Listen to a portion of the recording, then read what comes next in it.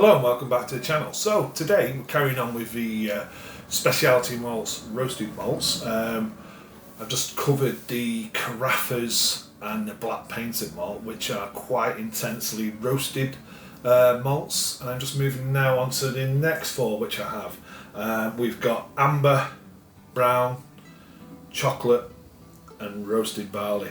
So out of all of these, the roasted barley is roasted from raw, where the others have gone through a process before the malting.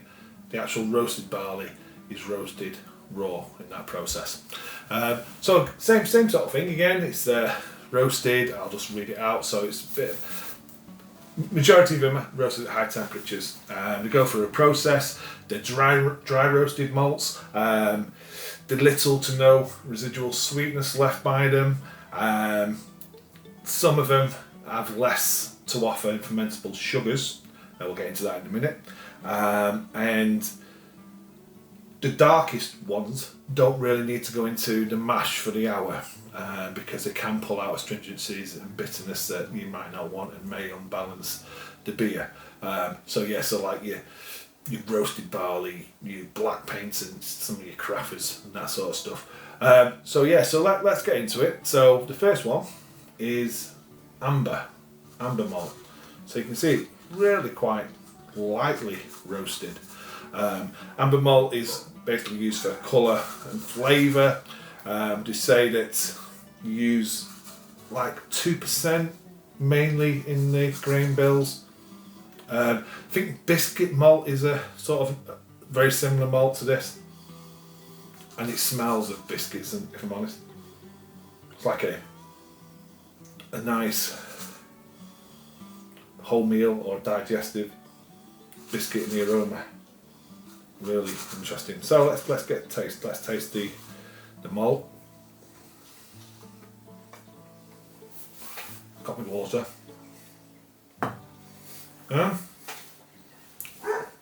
Quite intense actually.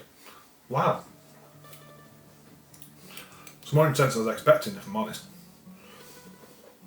So you're getting a little bit. You're definitely getting the biscuit. Maybe like a wholemeal brown bread. It's quite intense. That surprised me. There's a little bit of sweetness there. Just a little bit of sweetness. But yeah, that is surprised me, that really. I suppose you can understand now why most recipes are quite low percentage, because that is quite intense for a roast that isn't that far into a roast. It's really interesting. Okay, let's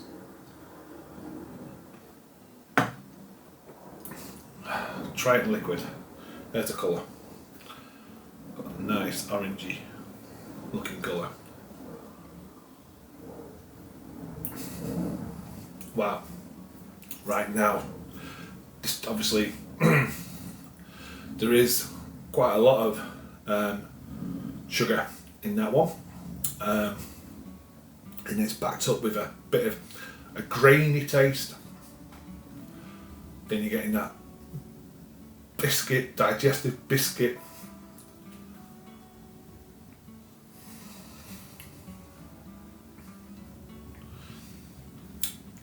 And when I said brown bread at this point, that's more like a white bread in taste. So the biscuit's there, there's a sweetness there, and there's a breadiness.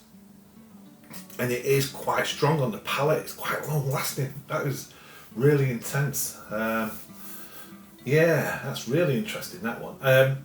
Used in all style, I mean these are basically used in the darker style beers, but amber can be used in bitters like biscuit malt as well, in bitters and stuff like that, English bitters. But that is, wow, surprised me how intense that one is. It seems like it's the lightest roast one I've got as well. Okay, let's move on. Does it say anything else about amber? Used for colour and flavour in dark ales, mainly used at like low usage at 2%, and it brings like a bread and biscuity taste. I don't know if there's anything in this book that I've got mentions amber at all. I don't know if amber's going to be one of them. Amber malt, see what it says here then. It says, not widely used, this is an interesting alternative to crystal malt in bitters outstanding in dark ales, especially porters. So yeah, so it can be used up to 20%, but they recommend about 2%, and that's probably is quite intense, that flavour. Okay, let's move on to brown malt.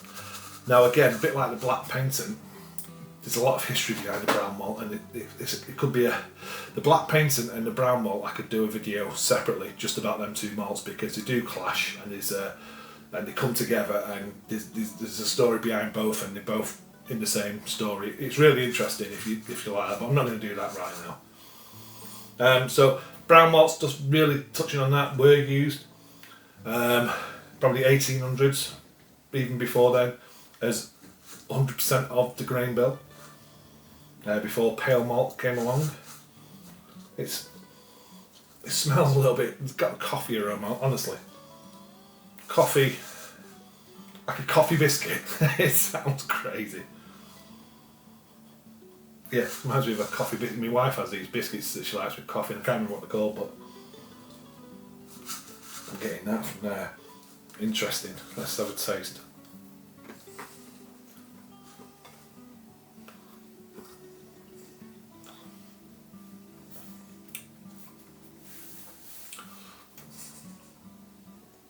Okay.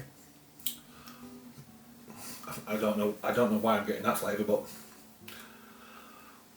vanilla, coffee, latte.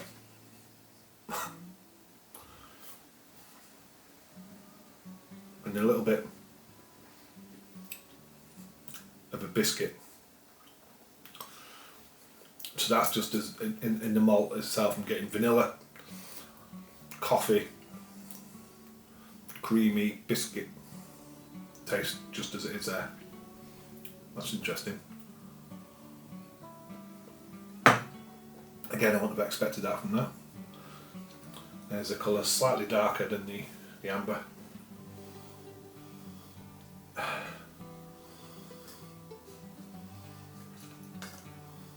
It's gone more maltiness, more malty in that aroma.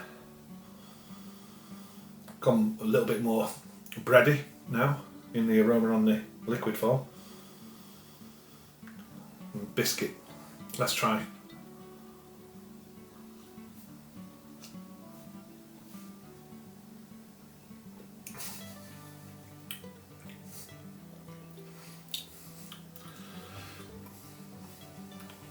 It really does remind me of them coffee biscuits, and I don't know what they're called. There's coffee there. Definitely coffee there. There's no harsh bitterness of sorts, but then there's a sweetness, which that sort of converts to vanilla. Then there's a biscuitiness, and that's really interesting. That it really is. Brown malts. I've got written down anything. So brown malts, like I say, it's got a bit of history with the black malt, black paintant. It says smooth and coffee. No, that's true. That is exactly what I'm getting. So yeah, that's really interesting. So if you're out there and you want to use some brown malt, and you want something, use it in a porter and get. Well, traditionally they were used. A lot of porters traditionally used a lot of brown malt. Historically. But yeah, you can understand there's a smooth coffiness, and that, yeah, spot on. That description that I got from the internet then is exactly what I'm getting. It's really interesting. It feels like now I've had a cup of coffee and some biscuits just from trying them two malts, which honestly, because it was so light, I didn't expect to get that. That's really interesting, it really is. Wow. Okay, let's move on to the chocolate malt. So obviously a lot darker than the first two, but yeah, not much there on the aroma, if I'm honest. It's quite hard to get. Yeah, it's not a lot on the aroma.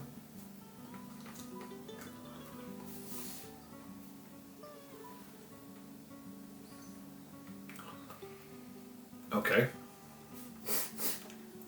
First thing I was getting there was nuttiness.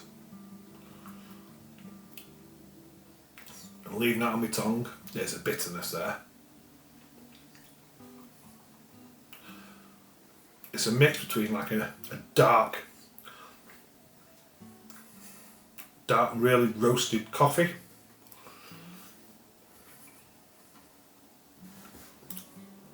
and backed up by some chocolate. Now I think they do say that the reason it's called chocolate mainly because of the colour of the actual malt. Yeah, a lot more bitter coffee. I think that's the main thing there. When I'm saying chocolate, I'm not saying like a cream chocolate, like a milk chocolate. It's a definitely dark chocolate.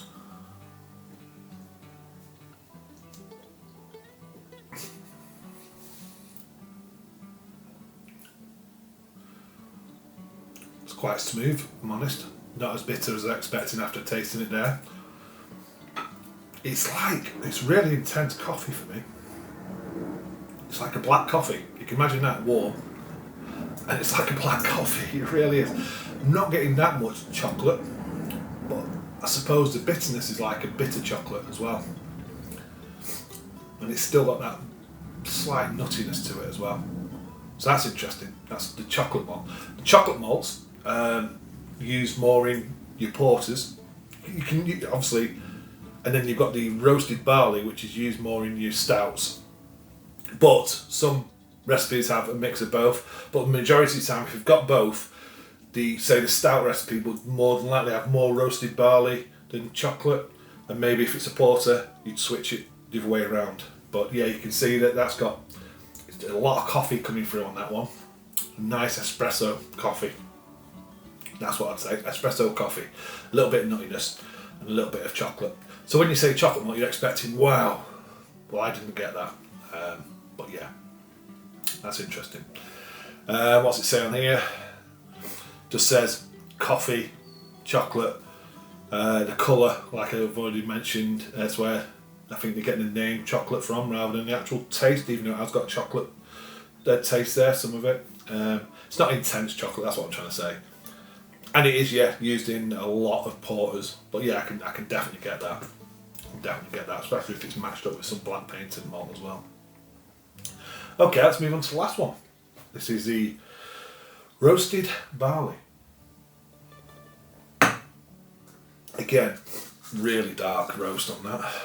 This is the raw barley, then roasted, where the others have gone through a process of being malted. This is unmalted, and it's gone straight into the... I can only explain it's like a big steel drum, I suppose, when they're roasting, just the same as they do coffee beans. So let's have a go at this one.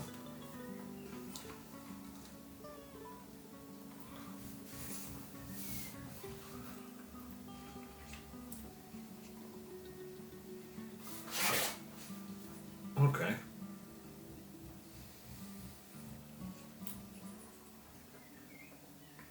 It's not a million miles away from chocolate malt.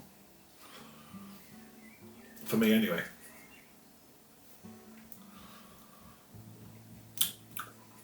I don't think it's got that sweetness. It's more drying. It really is drying. A little bit more astringent, definitely more bitter. And long lasting. It's not got the nuttiness I was getting in the chocolate malt. It's bitter. It's drying. Quite complex, to be honest. It really is. Okay, let's try the liquid.